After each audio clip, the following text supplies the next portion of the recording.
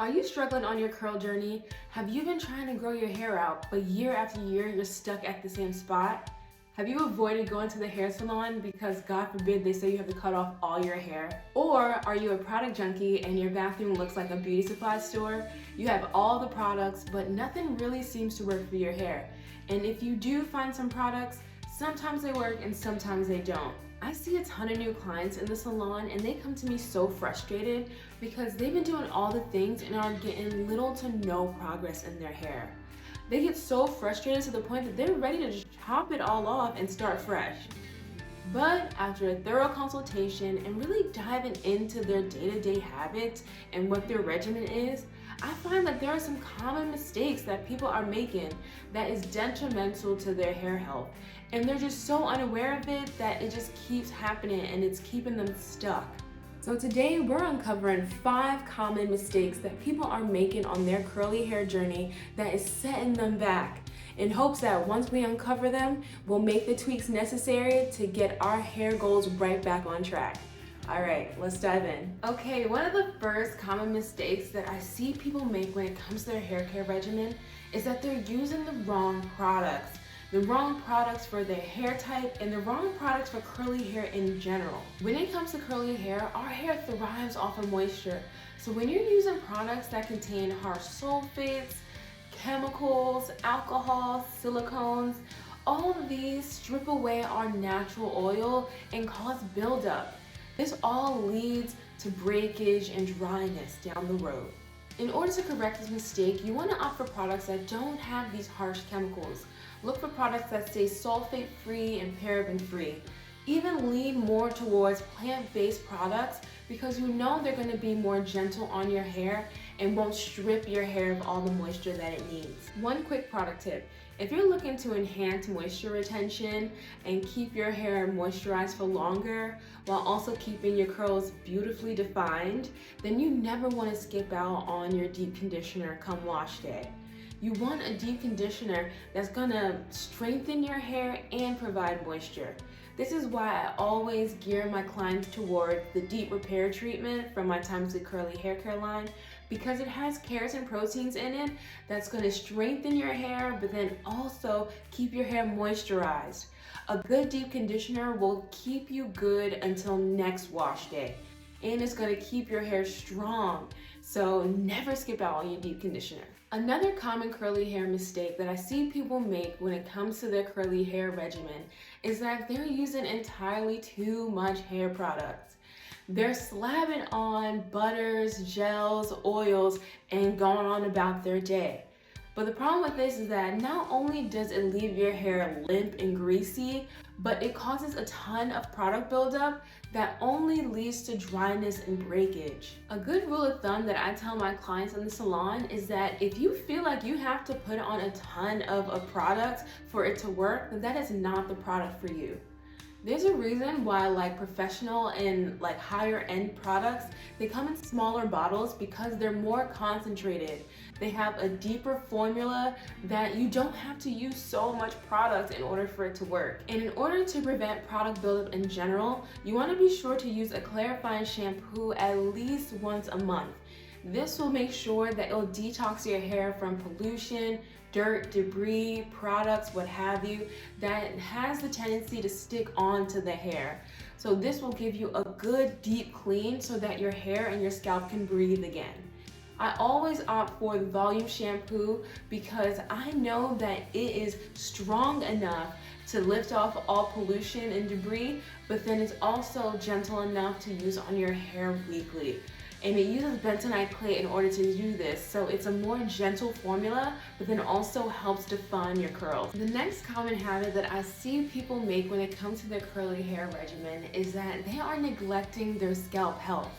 We are so focused on growing our hair out that we are just ignoring our scalp altogether. If you're dealing with flaky, itchiness, dandruff, then we need to focus on our scalp first, because our scalp is where our hair growth starts from. That's where our hair gets all the nutrients so that it can grow in not only long but thick and healthy.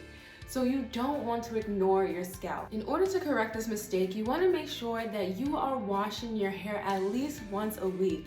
This will make sure that it'll take any dirt, debris, pollution, that film that gets onto your scalp after a while, it'll wipe all that off so that your scalp can properly breathe and give your hair the nutrients that it needs. And you also want to make sure that you're giving yourself some scalp massages here and there.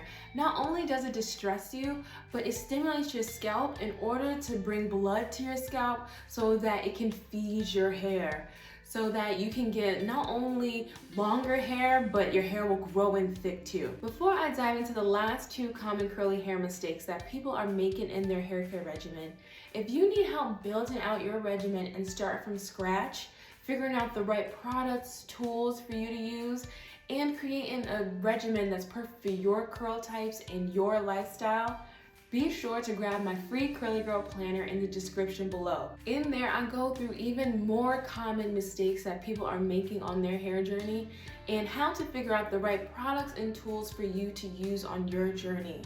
It also helps you figure out what your lifestyle is and how can you incorporate your healthy hair regimen so that you don't feel like you're spending a ton of hours and days even on your hair. So if you're looking to build out your hair care regimen, or if you just need a little guidance to make sure that your regimen is on track, be sure to go to the description and download the free Curly Girl Planner. Okay, we're back at it. The next common curly hair mistake that I see a ton of people make is that we're skipping out on our regular trims.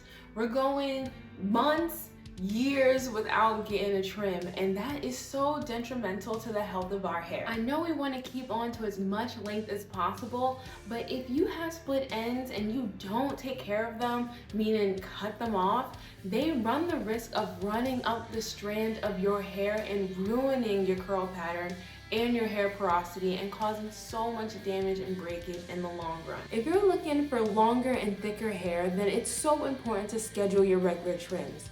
You want to go in about once every 3 months so you can make sure that your ends are healthy and we're preventing split ends. A good way to remember this is to go in once a season.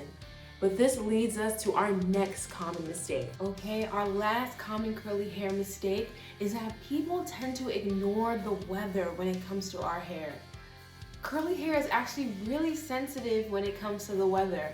On humid days, we experience a ton of frizz, and on cold days, the dry air strips our hair of moisture and makes it very brittle. Not only does this affect our hairstyles, but in the long run, it affects the health of our hair. So you want to be sure to adjust your hair care routine to the weather. This means that on hot, humid days, you want to lean into a leave-in conditioner like the Emergency Miracle Treatment because it's going to provide your hair with more moisture and help fight frizz. After applying your leave-in conditioner, it's best on humid days to just throw your hair in braids or a bun so that the humidity won't ruin your style. On dry winter days, it's not the best idea to go out with your hair wet in a wash and go. This is why in the winter we lean more towards our silk presses and our blowouts because it's easier to manage our hair when it's heat styled, and that's because when our hair is properly moisturized and then heat styled, our hair contains more moisture.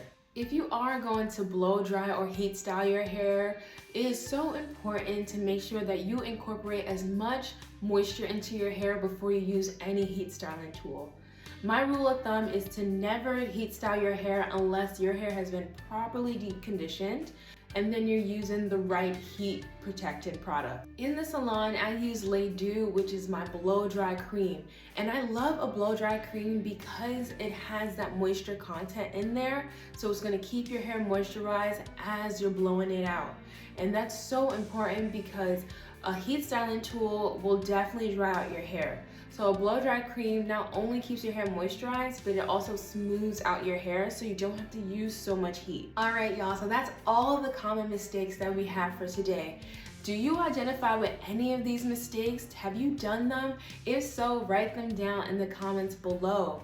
We are all on this journey together, y'all, so don't feel ashamed. If you are guilty of some of these mistakes, hopefully with the adjustments we talked about in this video, you'll notice a huge difference in how your hair not only looks but feels. And if you are growing out your hair this year, but you need some tips on how to better retain your length, Be sure to check out this next video and I'll catch you on the next one. Bye!